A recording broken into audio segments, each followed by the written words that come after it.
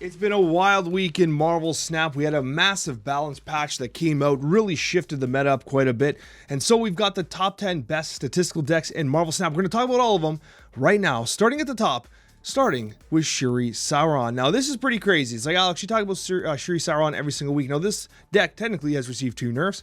It's only 2 power, with Shuri going down by 1 and Sauron only going down by 1 too.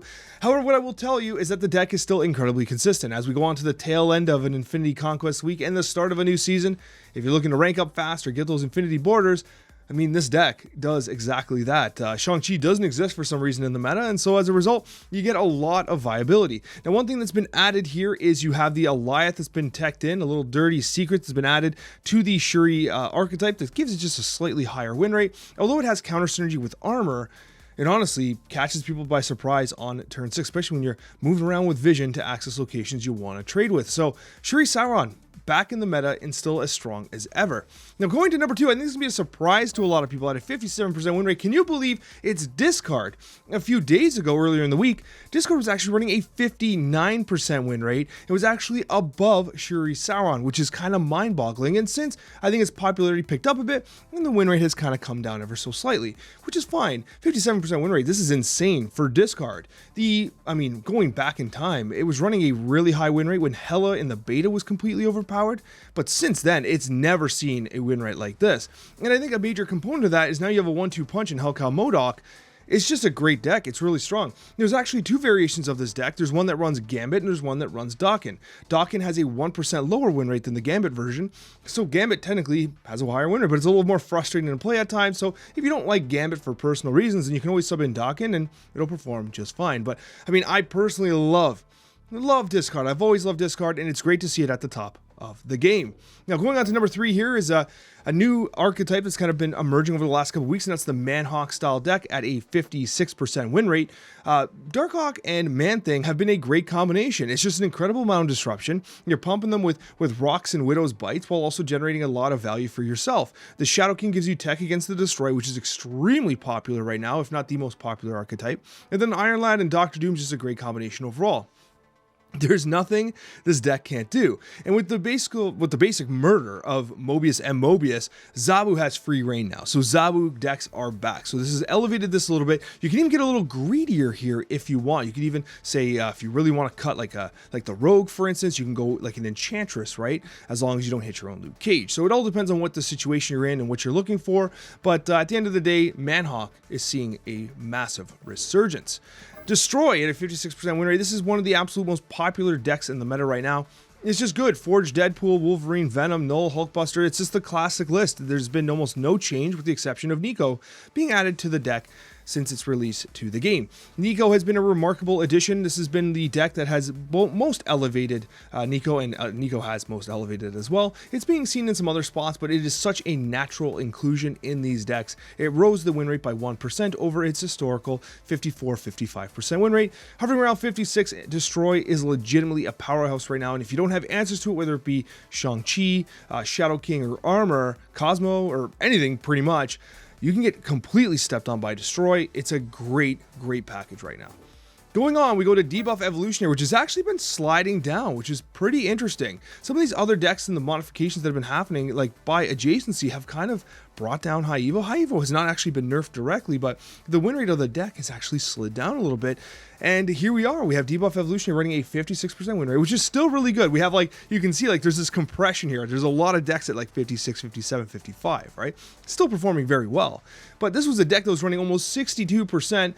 Bots might have been factoring in there earlier in the season. So it's coming down quite a bit here, but it's still very capable. It's actually notably one of the decks that naturally runs Shang-Chi, which gives it an opportunity to counter, say, the Shuri-based decks while throwing up some serious power on its own. There's a lot of tech here, which I really like. You have the Enchantress, you have the Shang-Chi, of course you have the Scorpion, which is a lot of fun, but ultimately you just got a whole lot of power and a great package overall. So Debuff Evolutionary still holding on near the top of the meta here, but seriously on its way down ever so slightly.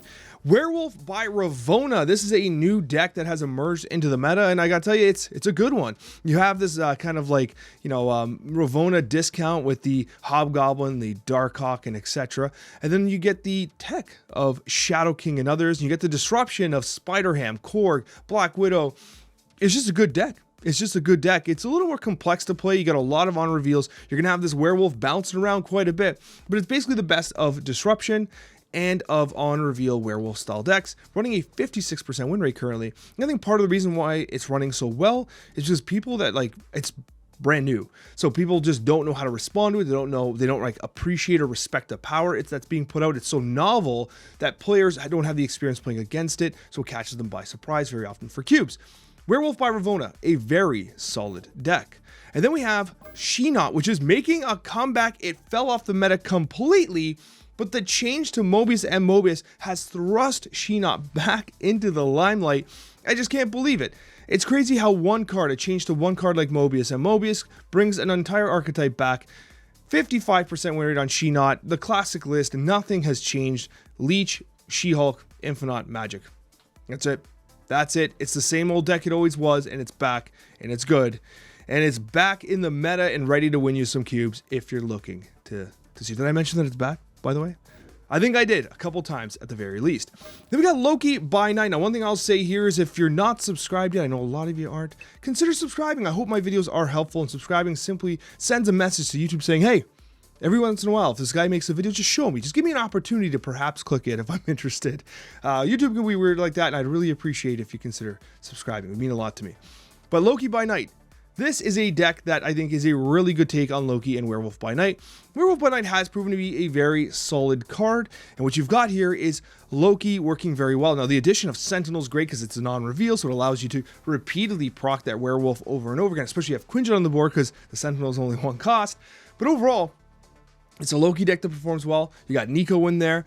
You generate a lot of card value, and then you just play Loki. That's it, right? It's just that simple. And the great thing about playing Loki with Werewolf on the board is that if you play Werewolf on 3, Loki on 4, he bounces, and then you have all these cards, and it's likely that your opponent has at least some on reveals, and then over turns 5 and 6, you can bounce that Werewolf around even more if you have to, right? So it's a really good deck, 55% win rate. I think the piloting element of it needs some work, and Loki's still good. It's just not near the top right now, but I mean, Loki's always going to be a factor in the metas moving forward, especially if Mobius and Mobius remains as it is. So Loki by night, a very good deck. Now here's one, 55% win rate, a Wong on reveal. This has been one that's been surprisingly really good lately. You got the Ironheart, White Tiger, Wong, and Odin combination. You shoot tigers everywhere, you Ironheart all of them, and you just generally go very vertical, very fast with a lot of good cards here. Now, currently this version, the highest win rate version, runs Angela. I tend to sub Angela out, but again, it's all your personal preference. And Scorpion has been a recent addition as well. So it's pretty interesting to see here how the meta has evolved and how specific card combinations tend to raise the win rate of specific decks here. But what I would do here, if you're playing on reveal, is I would take this shell and then I would modify to your personal preferences, right? Like if you don't want Angela, if you don't want Scorpion, for instance, Iceman is a great addition now that Mobius and Mobius has completely been destroyed. So it's pretty good, and Nightcrawler works really well to access that Ebony Maw lane as required. And the key thing about Nightcrawler too, when experimenting with this deck, is that it gives you an opportunity to shape where the tiger spirits are going to go. Because let's say you've won a lane and you just don't want a spirit over there, you can move Nightcrawler there to give 2 power to just block off one of the spirit procs, right? So it can be beneficial from that perspective as well. But Wong on reveal, a 55% win rate. It's great to see on reveal back on the menu.